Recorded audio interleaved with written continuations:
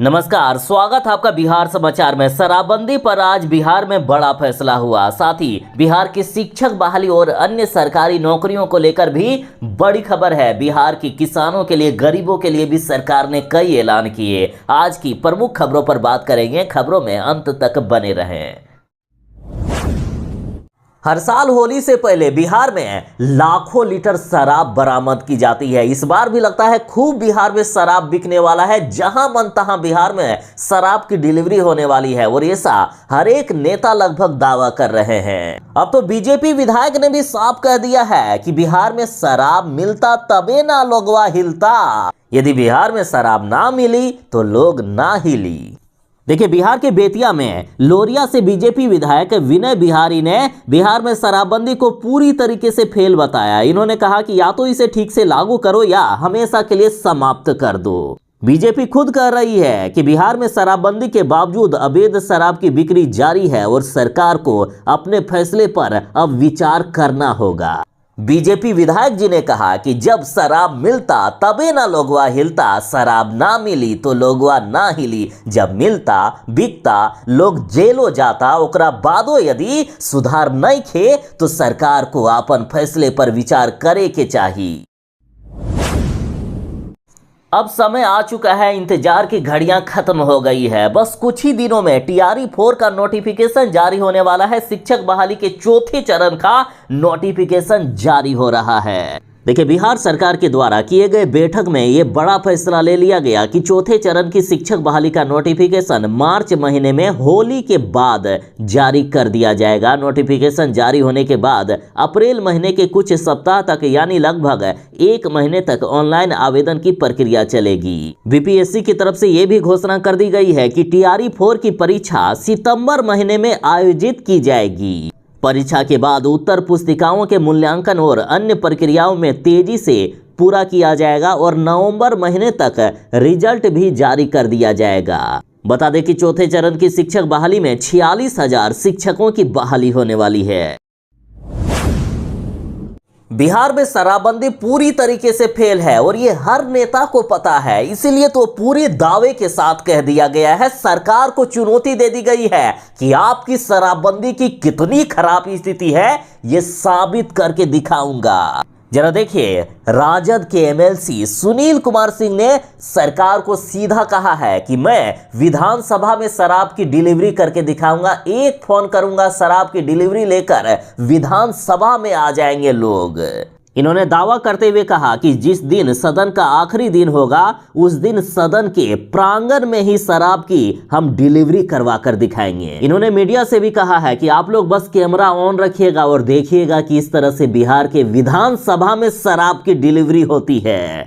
पिछले 10 सालों से बिहार में शराबबंदी है, लेकिन सबसे ज्यादा बिहार में ही शराब की खपत होती है। बिहार में दहेज को लेकर भी नियम बना हुआ है, लेकिन सबसे ज्यादा दहेज प्रथा बिहार में ही है। मुख्यमंत्री आवास के बाहर ही देख लीजिए ना, जो भारत रत्न राजेंद्र प्रसाद जी की मूर्ति है वहां तक शराब की डिलीवरी हो रही है। इन्होंने स्पष्ट रूप में कहा कि आप बिहार में जहां चाहिएगा वहां शराब आपको मिल जाएगा। स्कूल कॉलेज में पढ़ने वाले छोटे छोटे बच्चे जो हैं वे भी शराब की डिलीवरी में लगे हुए हैं। सरकार सब कुछ जान रही है, लेकिन ये कुछ नहीं करती है। इनको शराबबंदी से कमाई हो रही है, मोटी कमाई इनको हो रही है, इसलिए ये शराबबंदी खत्म नहीं करना चाहते हैं।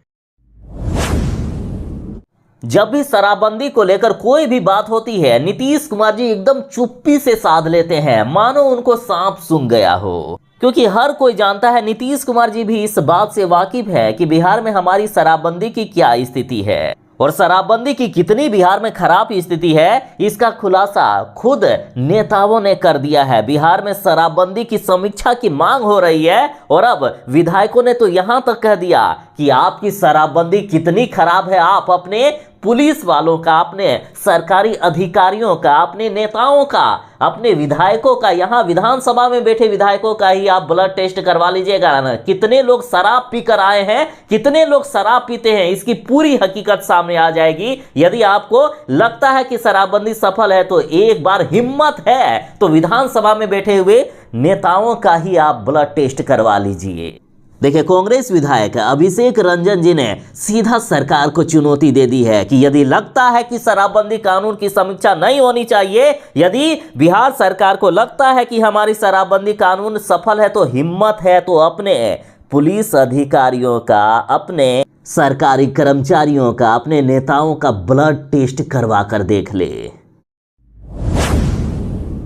शराबबंदी पर बात हो और जीतनराम मांझी का बयान ना आए, ऐसा कैसे हो सकता है। जीतनराम मांझी ने कह दिया है कि हम तो शुरू से ही कह रहे हैं कि शराबबंदी की आवश्यकता बिहार में है ही नहीं। शराबबंदी से बिहार का काफी नुकसान हो रहा है। शराबबंदी से बिहार के युवा बर्बाद हो गए हैं, जिनको पढ़ना लिखना चाहिए, कॉलेजों में रहना चाहिए, वो अभी शराब की डिलीवरी करके इधर उधर भटकते रहते हैं। बिहार में दिन में जहां कॉलेजों में पढ़ाई होना चाहिए, वहां बिहार के युवाओं का भविष्य बर्बाद हो गया है। वे शराब की डिलीवरी करते हुए चलते हैं। और नीतीश कुमार जी से मैं पूछना चाहता हूं कि आपने जब तीसरी बार समीक्षा की थी, उसमें साफ नियम आपने लागू कर दिया था कि कोई भी यदि मामूली रूप में शराब पीकर जा रहा हो या पाव भर शराब हाथ में लटका कर यार ऐसे ही क्यों ना ले जा रहा हो, और उसे भी यदि पुलिस वाले देख ले तो उसे नहीं पकड़ सकती है, तो क्यों उनको पुलिस वाले पकड़ रहे हैं।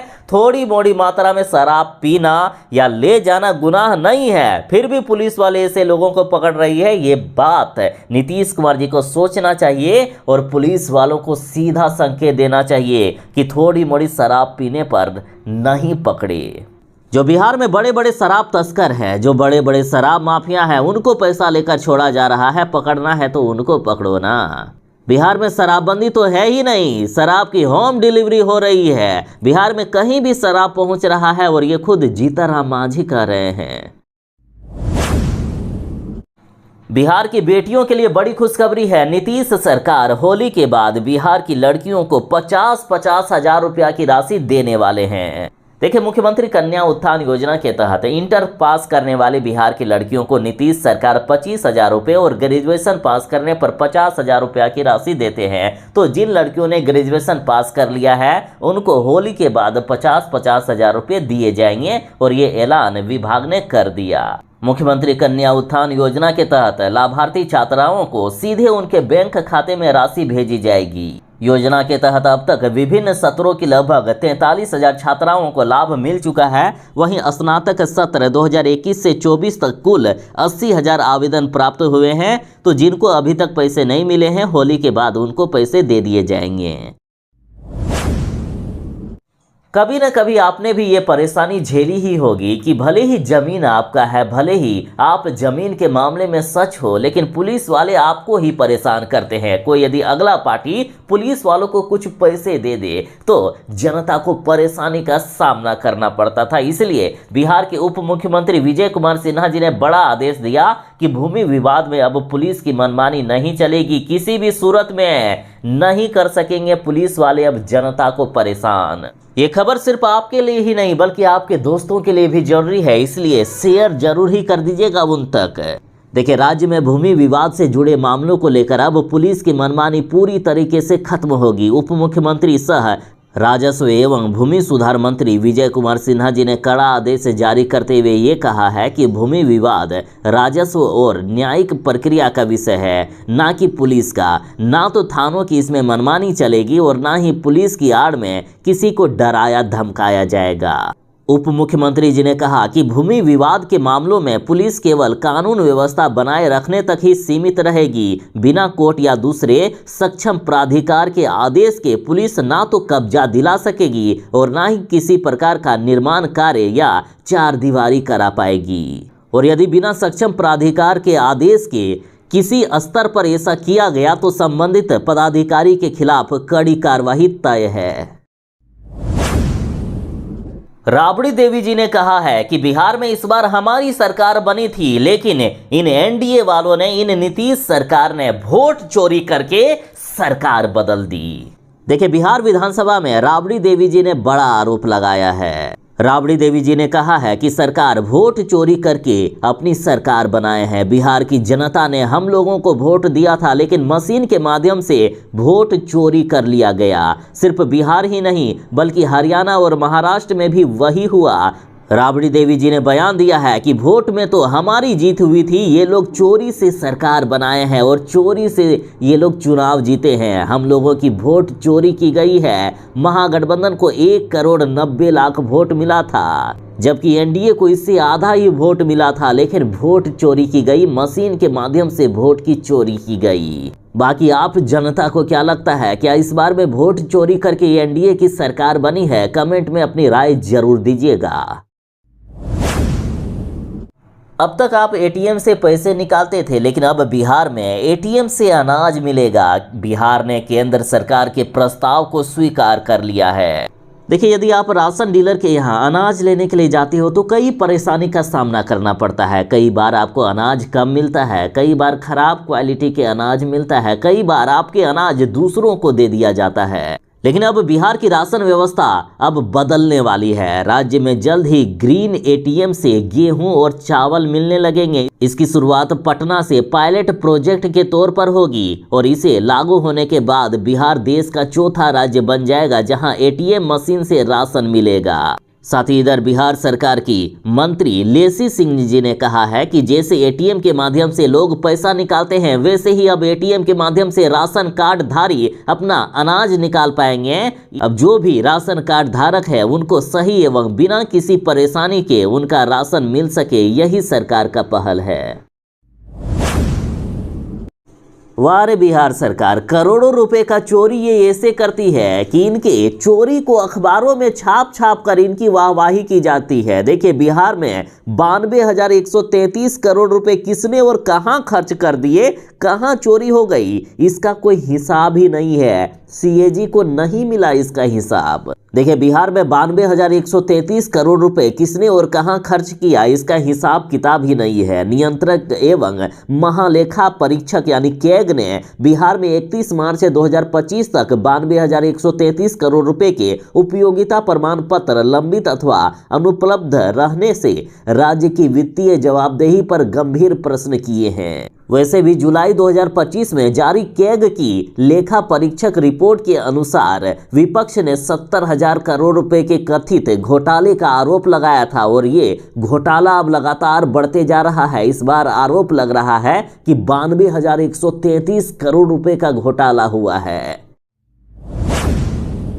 वाह रे बिहार सरकार, बिहार में नाबालिग को दे दिया गया पीएम आवास। परिवहन विभाग में भी करोड़ों का राजस्व नुकसान हुआ। कैग की रिपोर्ट में कुछ बड़े घोटाले सामने आए हैं। जरा देखिए, बिहार सरकार की घोटालों की लिस्ट काफी लंबी है। बिहार में कैग की रिपोर्ट सामने आने के बाद कई विभागों में बड़ी गड़बड़ी का खुलासा हुआ है। प्रधानमंत्री आवास योजना में वर्ष 2019 से 2022 के बीच 4 जिले में 21 ऐसे परिवार को आवास स्वीकृत हुआ जिनके पास पहले से पक्का मकान था। इन्हें 24,30,000 रुपए का भुगतान हुआ है। इतना ही नहीं, नाबालिग को भी आवास स्वीकृत हुआ है जिनके माता पिता जीवित हैं। इन्हें 2.5 लाख का भुगतान हुआ। सीएजी की रिपोर्ट में यह भी कहा गया है कि एक तरफ जहां अपात्र लोगों को आवास का लाभ दिया गया, वहीं कई पात्र परिवार हैं जिनको आवास नहीं दिया गया।